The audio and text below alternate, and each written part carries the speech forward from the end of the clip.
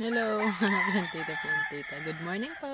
Good day po sa inyong lahat. Today is June 14, Friday. At dito ay dispiras dito sa amin ngayon sa gubat. Yung mga kapitbahay ko dito, busy. Gumagawa ng kakanin na ibos. Yung ibos, yun yung malagkit na nagluluto muna ng gunaw. Gata ng nyog. Gunaw kasi sa amin, sa Bicol, pero sa Tagalog, gata ng nyog. Yung gata ng nyog, pinapamantika yun. Pinapalabas talaga yung mantika nun. And then, doon sa hinugasan na malagkit na bigas na pinatuyo na, yun yung ilalagay doon. Tapos ibabalot yun doon sa dahon ng niyog, kaya ibos. Basta, parang pahaba siya. Ayun. Nakita ko gumagawa na sila. Nakita ko yung kapitbahay ko doon sa dulo. Yung rambutan ko doon sa dulo, yung nakapunta na sa kanya. Ayan, ayaw niyang paalisin. Ay sabi ko, mayroon na akong ngayon, prospect na mahingian ng ibos na makatikim naman po. Joke lang. Tinanghali ako ngayon kasi kahapon June 13, ayan, pumunta nga ako sa Kanakman para isitin na yung last na bayaran ni Biboy sa eskwelahan niya, which is yung kanyang graduation fees. Ayan. Kaya pala mahal yun, mga plantito-plantita, kasi nandoon na pala yung yung yearbook. At marami siyang including din doon sa na yun, sa 7.5 pala yun, 7.535. Kaya pala medyo malaki. Kasi yung yearbook lang is 2.6. Ayan. Nasitil na. Tapos dumaan syempre ang lola sa SM. Nag-SM lang. Sabi ko, ang ganda naman pala na mag-SM. Amoy mayaman. Hindi, maganda lang. Sa tagal ng panahon na hindi nakapagpasok ng SM. Parang wala lang. Parang iba din yung surrounding, yung vibe. Iba rin yung amoy. Ayan. Parang amoy ng maraming pera yung tao. Ayan, natawa lang ako. Joke lang po. Pero totoo naman. Hindi, bumili kasi ako ng tsinelas ni Martin. Kasi ayan, last year pa siya sa akin nagpapabili ng Islander. Paoro Islander pa. Ang mahal din. 400 plus. Ang mother, sa sunod na lang. May nagustuhan naman ako sa sunod ko na lang bilhin doon. Isa-isa lang, mahina yung kalaban. Tapos ngayon, dahil na kwento-kwento po muna tayo bago ako mag-proceed doon sa aking gagawin. Ayan, parang dyan lang po kayo. Ayan, parang morning habit, yung parang nagkukwento-kwento lang sa kapitbahay. Ayan. Tapos ngayon, hindi po pure coffee yung iniinom ko. Ayan, hindi po pure coffee. Ito ay champion. Ayan, natawa ako dito dati. Sabi ni Biboy, siguro nung mga January, mabili ka ng champion. Sabi ko, aanhin mo yung champion? Titimplahin daw po yung champion. Siyempre po, yung pagkakaalam ko doon sa champion is yung champion bar or yung champion powder. Sabi ko, saan ka ba nakakakuha ka ako ng yung champion tinitimpla na iinumin mo? Basta ngaya magbakal ka ngaya. Sabi niya, basta ngaya bumili ka kasi mayroon ng champion. Sabi niya, masarap daw. Hindi ko pinansin kasi sabi ko, kalukuhan. Sabi ko, champion, timplahin, inumin. Ngayon, pumunta ako sa kaibigan ko. Nakita ko yung anak niya, tinitimplahan niya. Sabi ko, yan baka ako yung champion? Oo nga yan. Sabi ko, kailan lang ba yan na-invento? Sabi niya, matagal na din. Siguro ilang taon na. Kaya pala ako, nagpapabili si Biboy, pero hindi ko talaga alam na meron pala talagang champion. Hawig siya sa Ovaltine or Milo. Ayan. Dahil naubusan na ako ng kape, no choice ako, champion din po ako. Pero mas gusto ko din yung pure coffee. Dati talaga yung iniinom ko nung hindi pa college ang mga anak.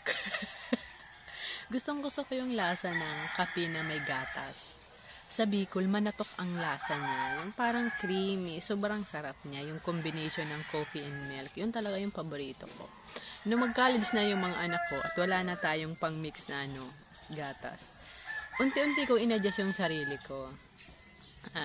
Pure coffee na lang. Nung una, sabi ko, wala naman tong kasarap-sarap. Pero sinanay ko, nung magpasok na si Matmat ng college, ang hirap na makabili ng gatas. Ayan. At nakasanayan ko na yung pure coffee at na-enjoy ko na siya. ayan, hinahanap-hanap ko. Minsan nagkakape ako umaga, pag mag-i-snack, minsan pananghalian, merienda. Kasi pag sobra akong pagod na pagod, yung kape, yung mainit, yun yung nagbibigay sa akin ng lakas. Ayan, sobra akong thankful talaga kay God. Kasi kahapon lang ako nakapag-day off, June 13. Kasi nga pumunta po ako, umalis po ako. At ngayon, June 14, kailangan ko naman i-continue. Ayan, tama naman yung sabi ni ate. May sinabi siya, baka usually yun na yung pwedeng maging sakit ng kamay ko. Umaga-umaga pa lang, ang init na. Kasi rogado. Ito lang naman, itong pinakagitna talaga, para siyang naglalagitok. Parang, lalo pag gabi, ang hirap siyang i-close. Minsan ang hirap siyang i-close open, i-close open. Ito talaga yung pinaka dito, yan yung pinaka pero itong wala, itong kaliwa. Lang siya, okay pa, pero itong right talaga, parang minsan pag nagmumotor ako, parang torture sa akin yung sakit, yung pamamanhid dito. Ang sakit na, sabi ko, pwede walang bitawan tong manibela sabi ko. Kaya pag ganun-ganun, habang nagdadrive, pag ganun-ganun talaga ako, lagi. Ngayon lang, na-torture lang ito dahil sa na-overwork, na-straight na kasi. Pakiramdam ko parang ako lang yung babae dito sa aming barangay na straight ng ganong trabaho na mula umaga hanggang magdilim ng ganong ka-hard. Feeling ko po ako lang kasi tinitingnan ko naman yung mga babae dito, hindi naman ganon yung mga work. Sobra. Pero thanks God kasi po, kahit naulanan ako nung nainitan po ako, mag-half day akong babad sa init. Tapos bumili ako ng pako, naulanan ako. Hindi po ako naligo kasi parang pakiramdam ko, wala ako sa mood yung paliguan ko yung katawan ko kasi pagod nga ako. Nagpunas-punas lang ako ng trapo dyan sa ulo. Yung trapo, yung mga ginagamit ko mga pang pag nagdadamo ako. Punas-punas lang ako. Tapos hindi pa ako nag-inabo, hindi ako sinipon. Sa totoo lang po, okay naman yung health ko, yung malakas naman ako kasi kung hindi ako malakas, siguro hindi ko din kakayanin yung ganito. Nagpipray ko na lang na Diyos ko, bahala ka na po sa kuya kasi kung bawat kibot naman dito sa garden, yung bawat galawan ko dito ay yung ibabayad ko. Wala pa po tayong sapat na budget para doon sa bawat kibot ay ibabayad. Ito po kasing bakuran ko ay medyo marami-rami rin yung linisin, i-maintain ng mga plants. Yan, ganyan. Kaya, grabe, 7 minutes na, mag-8 minutes na tong aking pagkukwento. Yan, pero ayan po, mayroon po tayong doon lang, maglinis lang ako doon. Kasi kitang-kita yung dumi. Pag nandito po ako, kitang-kita yung dumi dyan. Pero ayan, bago po ako magpatuloy, syempre sana po ay hindi kayo magsawa sa akin, sa kakarinig ng boses ko, sa kakakita nyo ng mukha ko. Ayan, pero parang nasunog-sunog po talaga ako. Pero ayan, may nabili na ako ng damit sa graduation ni Biboy. Ang ganda niya. Ayan, sa online. Ayan. First time ko makasuot ng ganun. Yung parang may mga paano-ano dito sa balikat. Pero kailangan lang malinis yung kilikili. I mean, makapag-shave dyan. Kasi, parang nagtaas-taas ganun. Mahihiling. Ayan, makikita. Ayan. Siyempre, dapat naman talaga ganun. Tapos, siya? Nakahanap naman ako yung pambaba, yung pants sa okay.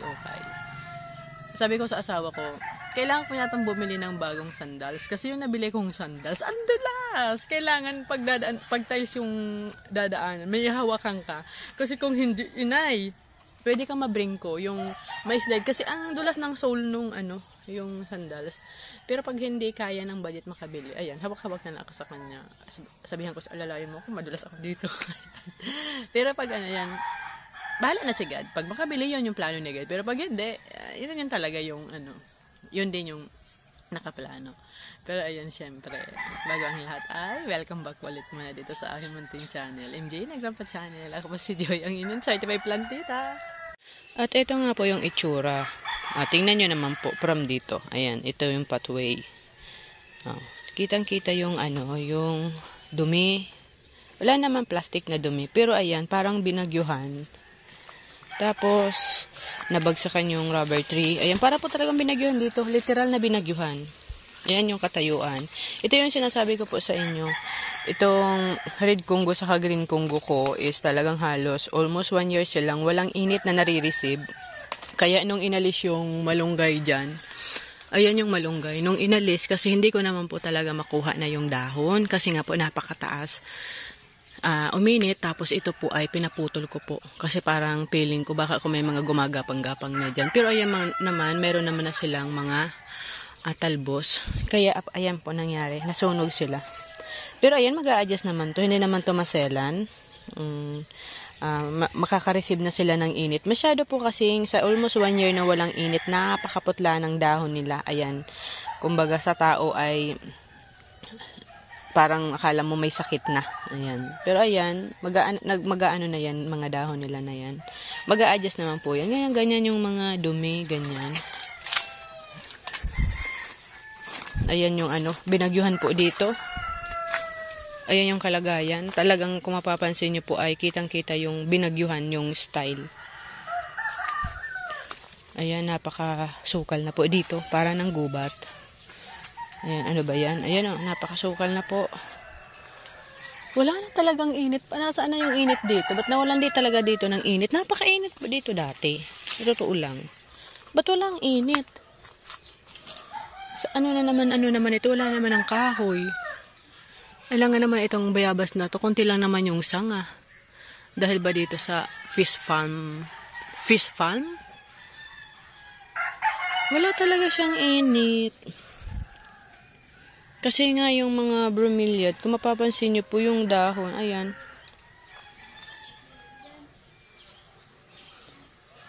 Pero ayan, pinapakita ko po sa inyo yung sitwasyon. At ipapakita ko naman po sa inyo ulit after po natin itong maayos.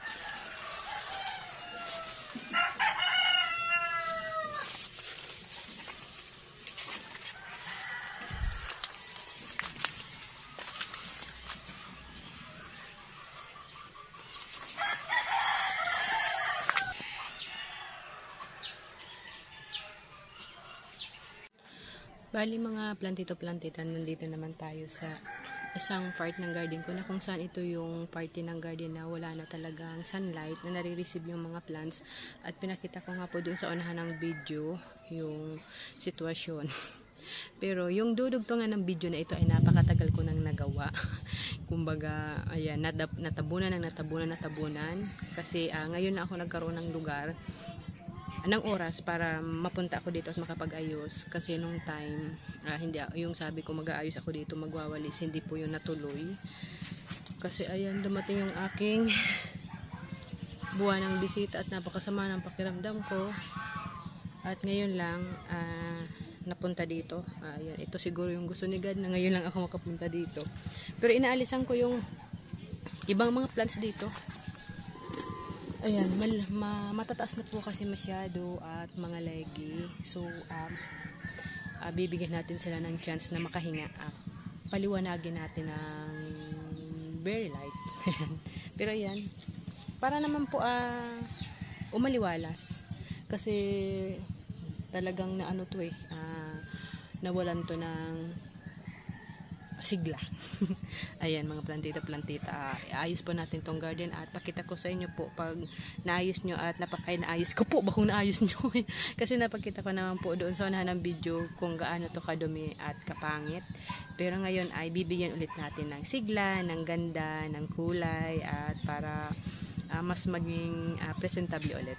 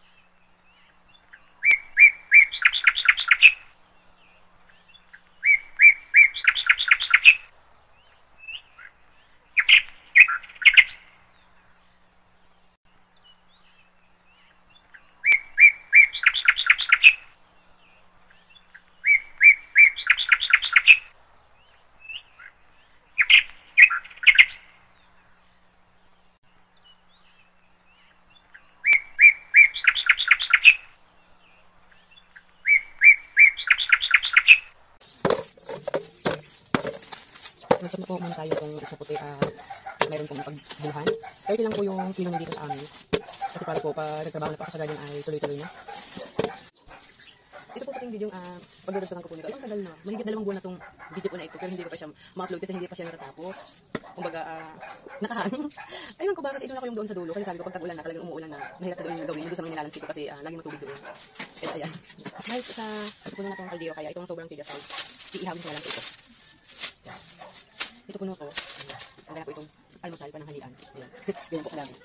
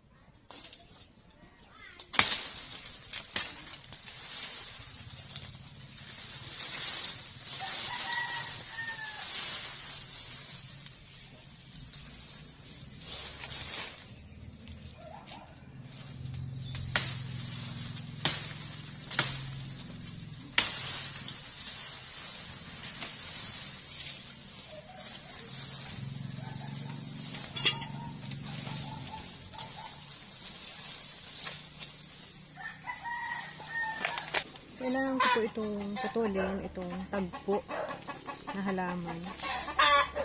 Kasi, para magkaroon lang po dito ng init. Wala na pong init sa bahagi na ito, kaya yung mga bromeliad ay naging maputla yung mga dahon. At ayan, no choice. Kinakain sana to ng mga ibon, pagkain sana nila to. Ayan.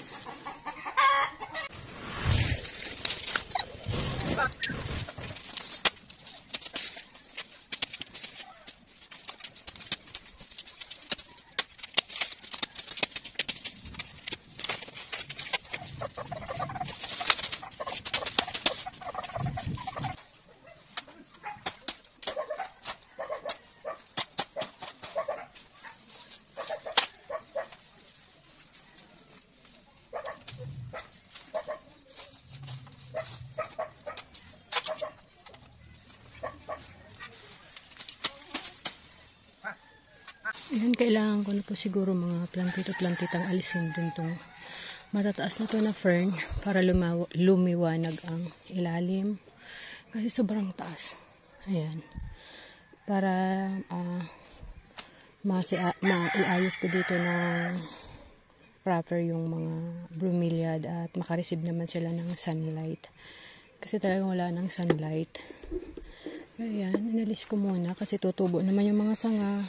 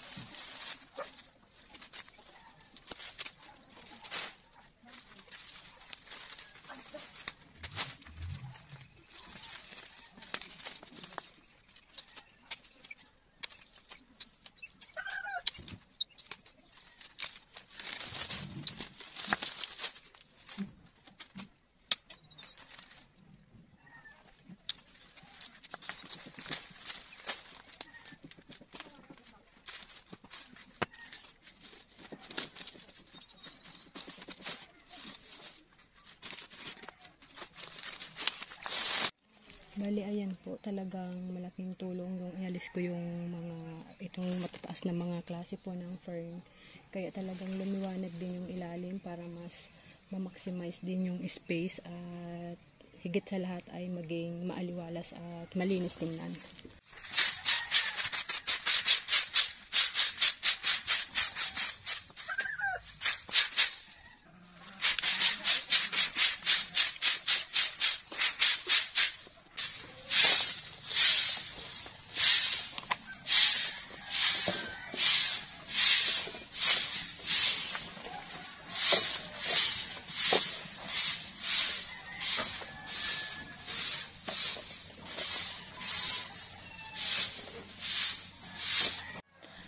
Madilim na po ang kalangitan po dito sa amin at tuwing hapon ay umuulan po dito ng malakas. Ayan, sana matapos ko to. At para matapos na talaga siya.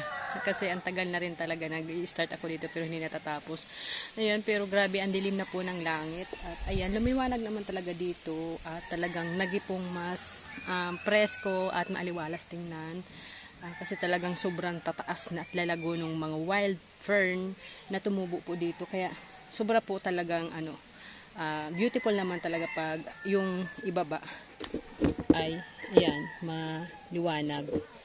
Anuhin ko lang po ito, walisan ko lang po, and then iayos ko na po yung mga plants po dito para ayan, ma-finalize na. Natapos ko din mga plantito-plantita itong garden na ito. Grabe, natagalan talaga siya. Kaya kumbaga po, may naunang part dito ng video na parang ang layo na dito sa content na ito. Pero ayan, pwede niya naman i-skip. Ayan, bali yung last update ko sa garden na ito ay October 3, 2003. At ngayon po ay August 4, kaya halos na po 10 months ago. At ngayon ulit po ako magkakapag-update dito sa garden po na ito. At ayan, tapos na din po sa wakas, kaya ayan, ready na rin pong ayan, i-finalize na videohan at nang ma-share po sa inyo. At eto nga po, bali pinakita ko po sa inyo kung gaano po ito kakalat.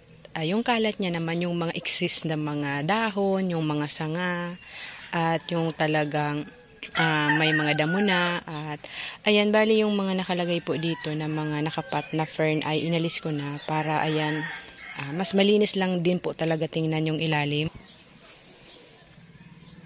Ayan, at eto, itinira ko ito kasi maganda siyang terno dito sa ganitong may bato. Ayan, presko lang. Sa mga bromeliad naman ay wala naman ako masabi. Ayan, okay naman sila.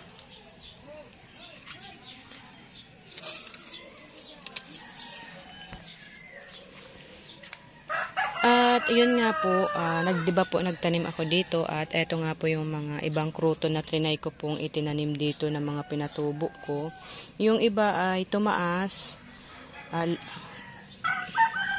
naging mayabong din tulad nito, pero yung iba ay hindi kasi yung naliliman masyado, kulang sa sunlight. At ito, yan, maliit lang talaga yung mga dahon nito. Ito pong bromeliad, family ng bromeliad. Aywan ko po kung nakakain po ba yan. Ito, hinog na po kasi, ayan, sa may nakakaalam. Tanong ko lang po, edible po ba ito? Kasi hinog na. Yan. Alam niyo po ba itong fine tree na ito? Feeling ko ang bagal niyang lumaki. Hindi ko lang maintindihan ba't ang bagal niyang lumaki. Masyadong against the light. Umagang-umaga pa lang po kasi talagang sisikat pa lang yung araw. Ayan, dito po ako. Ayun po kasi yung isa. Ayun doon po. Napakalago niya at malaki. Kumpara dito sa isa na ito. Same lang naman sila nung parehas ko lang sila nabili at parehas lang din kalaki noon. At sabay ko lang din sila inilipat dyan. Pero ayan, medyo mabagal ito. At eto, dito sa kabila. Ayan din. Okay naman. Talagang inalis ko na rin po yung mga bromelia dito. Kasi para hindi na masyadong maanuhan din ang crouton.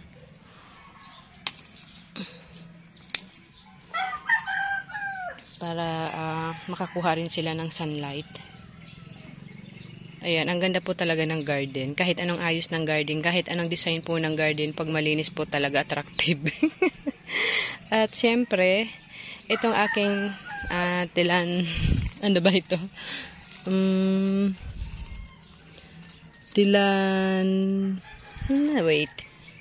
Tilansia. Ayan. Ayan, gumanda. Ayan, bali, nagkaroon sila ng, ito, magiging na siyang blooming. Ayan, dalawa. At ito naman, dalawa. At ito naman, ayan, magdadalawa din. Ayan, ang ganda lang. Tsaka itong manaog irog, ayan, hinahayaan ko na lang din sila dyan. Bahala na sila dyan trailing na sila dyan, o gumapang sila dyan, malaya sila.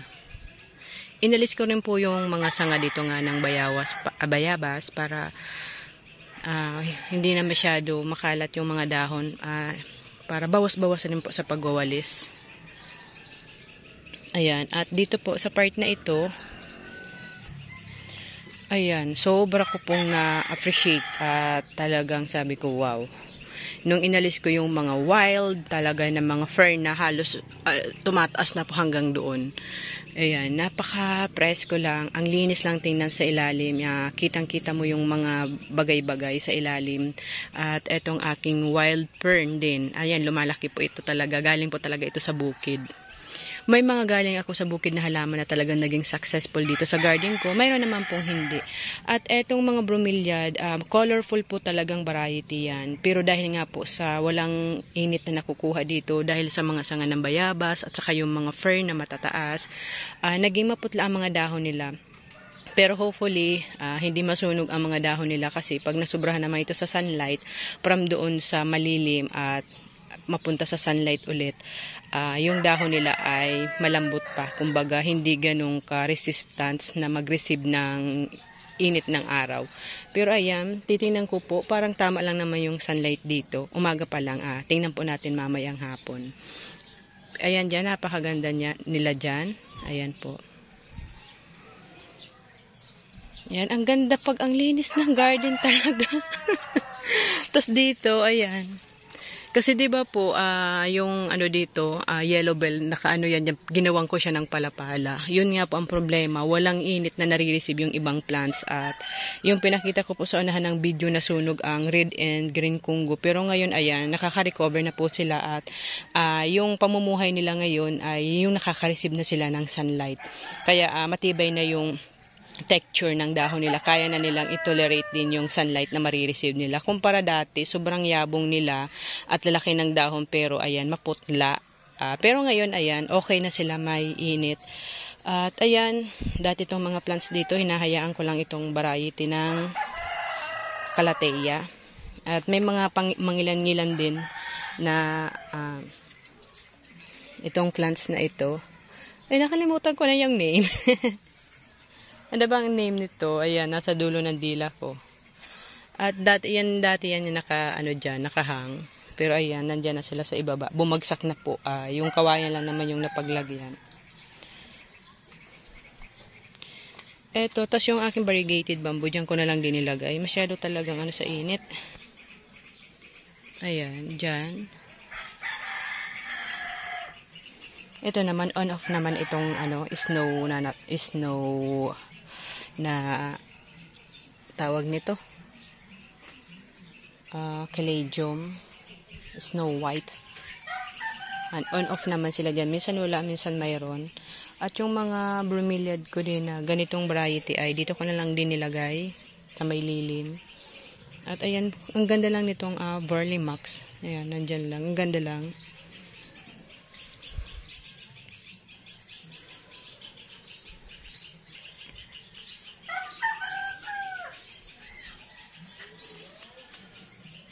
Dito, binawasan ko rin yung mga plants dyan. Kaya yan, maluwag at malinis tingnan sa ilalim. Kasi itong tatlong hilira ng fish farm ay talaga nagbibigay ng shade dito sa kabila sa may mga philodendron. Kumbaga malaking tulong ito para hindi na ako gumamit ng net. Dahil dito sa mayayabong na dahon ng fishtail palm. Ayan yung bagong ayos ng mga plants at bagong linis na garden. Ayan, sana yung rubber tree ko lumaki na kasi may init na. Ayan, salamat po sa inyong pagsama ulit dito at pakikinig sa akin lagi. Ayan, sa lahat ng aking mga subscriber na nadadagdag, salamat po sa pagpili sa aking munting channel. Sa lahat ng aking mga viewers, siyempre na laging nandyan, hindi nagsasawa at nakaka-relate sa aking buhay plantita, sa aking everyday routines dito sa aking garden. Sa lahat ng aking mga, ayan, yung mga viewers, sa mga nagko-comment, nagla-like and nag-share. Thank you so much po sa inyong lahat and God bless you all po.